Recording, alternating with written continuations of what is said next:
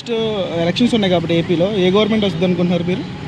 జగన్ గారే వస్తారు అనుకుంటున్నాం. ఎందుకు మేడం? ఎందుకంటే వాళ్ళు పథకాలు అవి ఇవి బాగా పెట్టారు కదా, దానివల్ల తనే వస్తారు.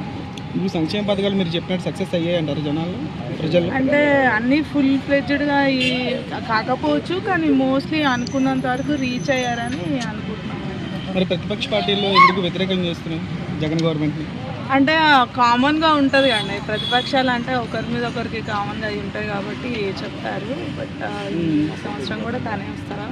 ఇప్పుడు హామీలు బాబు గారి ప్రభుత్వంలో కూడా చాలా ఇచ్చారు 2014లో. ఇప్పుడు 2019లో జగన్ గారు సీఎంగా ఉన్నప్పుడు కూడా హామీలు ఇచ్చారు. హామీల పరంగా కరెక్ట్గా ఎవరు నెరవేర్చారంటే ఏం చెప్తారు? మాట మీద నిలబడ్డం హామీల పరంగా నెరవేర్చారంటే జనాలకు ఎక్కువ రీచ్ అయ్యిందైతే నమ్ముతారా అంటే ప్రజలకు ఏది మంచి జరుగుతుందో దాన్నే కదా ఫాలో అవుతారు. సో ఇప్పుడు జనాలకి ఆయన మంచి చేస్తున్నారు కాబట్టి ప్రజల ప్రభుత్వం అనుకోవచ్చు జగన్ గారిది. అవును. ఓకే. సో ఇప్పుడు జగన్ గారికి బాబు గారికి డిఫరెన్స్ చెప్పమంటే మీకు తెలిసినంత వరకు ఏం చెప్తారు? డిఫరెన్స్ అంటే క్లోజ్గా జనాలకి అంటే పథకాలు కానీ అవి కానీ క్లోజ్గా వెళ్ళింది ఆయనే కాబట్టి సో ఆబ్వియస్లీ తనే వస్తారని మా ఒపీనియన్.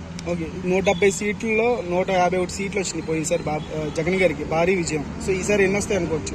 ఈసారి కూడా అన్నీ వస్తాయి అనుకుంటున్నాం. ఎందుకనంటే ఆల్మోస్ట్ ఏపీలో ఎంత అయితే జనం ఉన్నారో మొత్తం అన్ని ఫుల్ ఫ్లెడ్జ్డ్ కాకపోయినా అట్లీస్ట్ సగంలో సగమైనా జనాలకు రీచ్ అయినాయి కాబట్టి సో ఎక్కువ మంది తనకే ఓట్ చేస్తారని అనుకుంటున్నాను. ఒంటరిగా వస్తున్నారు కదా, కూటమి పార్టీలన్నీ కలిసి వస్తున్నాయి, అయినా సరే గెలుస్తారంటారు?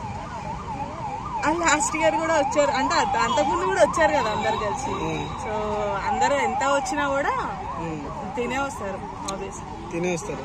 సో అంటే బాబు గారు చేసినటువంటి కార్యక్రమాలు 2014లో ఏవైతే ఉన్నాయో, 2019లో జగన్ గారు చేసినటువంటి కార్యక్రమాలు ఏవైతే ఉన్నాయో, డెవలప్మెంట్ పరంగా ఎవరు ఇరు ప్రభుత్వాలను కంపేర్ చేయాలంటే దాని గురించి ఏం చెప్తారు?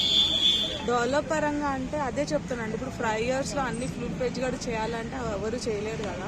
సో టేక్ టైం కదా. సో సగంలో సగం రీచర్ కాబట్టి ఇంకా కొంచెం టైం ఇస్తే అవి ఫుల్ ఫ్లెడ్జ్డ్ తనే చేస్తారని మేము. అంటే 2సారి అవకాశం ఇస్తే ఇప్పుడు ఏవైతే నెగిటివ్స్ చూపిస్తారో అవి కూడా కవర్ అయిపోతాయి.